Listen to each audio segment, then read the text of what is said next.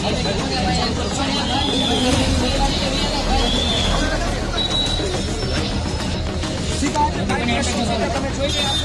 બગદાણા કેસમાં થયો સૌથી મોટો ખુલાસો, કેમ કે મિત્રો જયરાજ આહિરની કરવામાં આવી છે ધરપકડ, કેમ કે મિત્રો જયરાજ આહિરનું હવે નીકળવાનું છે વરઘોડું.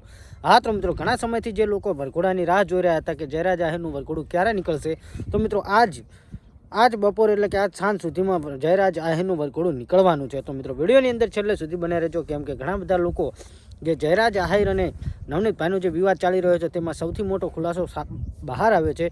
કેમ કે મિત્રો આટલા દિવસો વીતી ગયા, 20 થી 25 દિવસ, પણ કોઈ દિવસ હજુ સુધી ખુલાસો કરવામાં નહોતો આવ્યો. પણ અત્યારે સૌથી મોટા તાજા સમાચાર સામે આવી રહ્યા છે.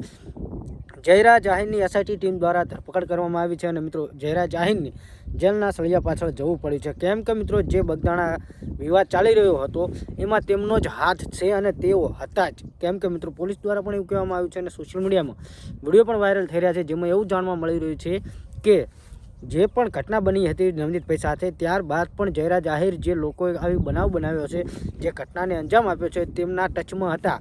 એ બધા જ પુરાવા અત્યારે એસઆઈટી ટીમને મળી આવ્યા છે અને ત્યારબાદ જયરાજ આહિરની એસઆઈટી ટીમે બોલાવી અને ધરપકડ કરવામાં આવી છે. તો મિત્રો અત્યારના સૌથી મોટા અને તાજા સમાચાર સામે આવી રહ્યા છે. બગદાણા કેસમાં જે 25 દિવસથી જે ફેસલો નહોતો થયો, જે ચુકાદો નહોતો, જે ન્યાય નહોતો મળ્યો, એ અત્યારે ન્યાય મળી ગયો છે. અને મિત્રો એવું કહેવામાં આવે છે કે અત્યારે ફરી એકવાર માયાભાઈ આહિર જે પોતાના દીકરાને બચાવવાની કોશિશ કરી રહ્યા હતા, તેમાં ફરી એકવાર મોટો ચોંકાવનારો ખુલાસો સામે આવ્યો છે. અને મિત્રો એવું પણ કહેવાય જઈ રહ્યું છે કે તેમનો વરઘોડો નીકળશે. હા મિત્રો, તો ઘણા બધા લોકો તેમનો વરઘોડો કઢાવવા માટેની જે રાહ જોઈ રહ્યા હતા, જે ન્યાય માટેની માગ કરી રહ્યા હતા, તો હવે ખરેખર જે આરોપી હતો તે તો પકડાઈ ગયો છે. જેલ એટલે કે જયરાજ આહિરની ધરપકડ કરવામાં આવી છે, તો હવે વરઘોડો ક્યારે નીકળશે?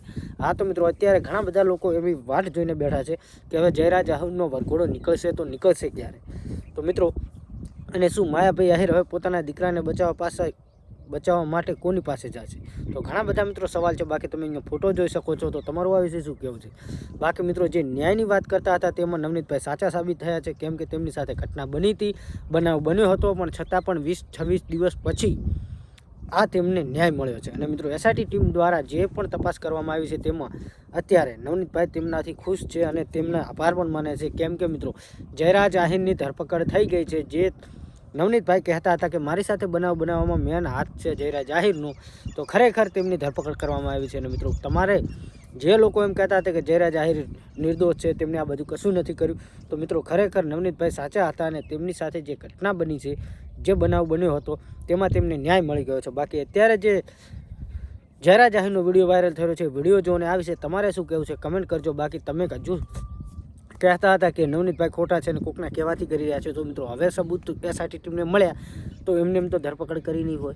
તો મિત્રો બાકી આ વિશે તમારે શું કહેવું છે કમેન્ટ કરજો. બાકી અત્યારે જે વિડીયો વાયરલ થઈ રહ્યો છે એ વિડીયો